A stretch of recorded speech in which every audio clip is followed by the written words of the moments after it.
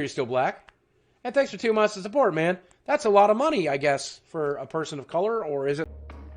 Hey Gamer Girls, my name is Gunty, and today I just wanted to talk about the brand new Boogie2988 documentary and share a little bit of my thoughts and how I felt about it, how it made me feel. It just dropped today on Halloween.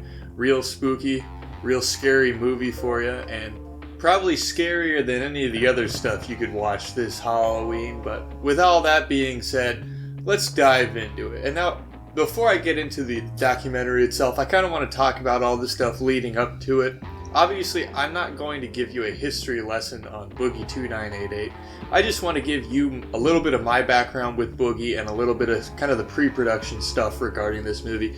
So I actually used to be a fan of Boogie back in the day. Granted, I was a child. So not the greatest detector of quality content back in the day, but I liked Boogie. And so I have a sort of fondness for Boogie that's carried on even to now, despite, his lolcow status. And I think, a lot of Boogie's problems kind of relate to him being a little too open and too honest. So when I saw that he was doing a documentary trying to be as open and honest as possible, I was like, this is a train wreck I have to see. And Boogie's been hyping this up for some time on his Twitter, on his YouTube. He's been sharing some clips, and I was kind of hooked. I mean, things looked professional. It looked like this Mike Clum guy who directed the documentary was doing a good job. It looked good. It looked better than anything Boogie could produce on his own. And in terms of YouTube content, especially nowadays, I thought it was rather good. It looked good. And Boogie was saying all these things. Oh, I'm going to leave the internet after this, and I'm going to make no money, which I highly doubt. I mean, he might not make money off the documentary itself, but he's going to make money off people checking out his YouTube channel and the publicity and all that. And I don't think Boogie's going to leave the internet. And I don't even know if he's still standing by that claim. I saw that in a tweet maybe a couple weeks ago. But he at one point claimed that he was going to quit the internet after this documentary, which I 100% do not believe. And I was interested to see the documentary because it's not like the Geno Samuel Christian documentary. This isn't following Boogie through the past and all the things he's uploaded and, following his story, but kind of showing his day-to-day life with also revealing some details from his past as they come up and are important to the plot.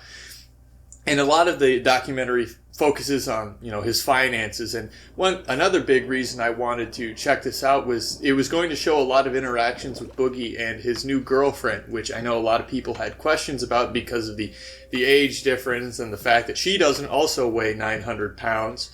So there was a lot of intrigue with that too. And I was just really interested to see how this played out. Like I said before, I knew it was going to be a train wreck, but I just wanted to see how and in what ways. And I don't want to get too spoilery, because after watching it, I do definitely recommend that you go check this documentary out. I mean, it's free on YouTube, so if you have the time, I mean, it's not really going to cost you anything to take a couple minutes to sit down and watch this thing. I really think it's a really interesting insight into Boogie, especially his finances. That's a huge part of it, just how he is a compulsive spender and how a grown man has just given up on financial maturity and understanding where money goes and how things like mortgages and interest rates work. And he's constantly blaming it on the fact that his ex-wife used to do it. And it's like, man, you truly are the man-child you portrayed in those videos. I mean, Boogie is more like Francis than he is really any of the real Boogie character he showed off back in the day. One thing I was really interested in seeing in this documentary was to whether or not they were going to try and paint Boogie in this ultra sympathetic light. Like, oh, he's just had a bad break. He's been a good guy through the whole thing, and this was just going to be one big Boogie puff piece. And I gotta say, it really dug into the darker side of Boogie. I mean, I don't want to spoil it too much, but I will say, just to kind of hook you in, they interview a prostitute that Boogie hired for sex. And apparently the sex was so bad that the prostitute quit being a prostitute and now has a family, which is probably the best thing that Boogie has ever done in his entire career, which is, if that doesn't get you to go check this out, I don't know what will. But I definitely recommend checking out this documentary. I don't want to get too into the details, because if I make this too long, it's like, dude, why don't you just go watch the documentary on your own.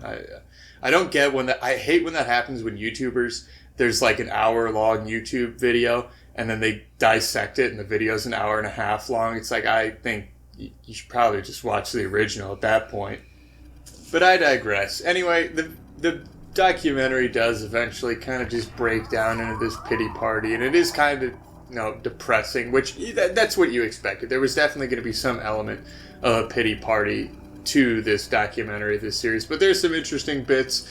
The N-word gets brought up in a pretty funny way that I wasn't expecting, that seemed really weird. I mean, this documentary, it's like just like professional enough to be cool and interesting, but also unprofessional enough to just make this an even bigger train wreck. Like, it's a really fascinating piece of media that I feel like I'm going to go back and watch again.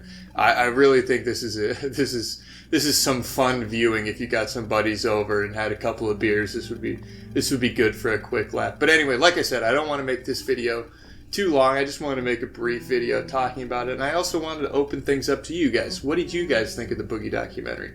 Let me know down in the comments, and if you like this type of content and what I do here, please consider subscribing. It helps me out a lot, and if you don't want to do that and you hate me, give me a dislike, because, hey, it's a way for you to say I was here. Yeah? Bye.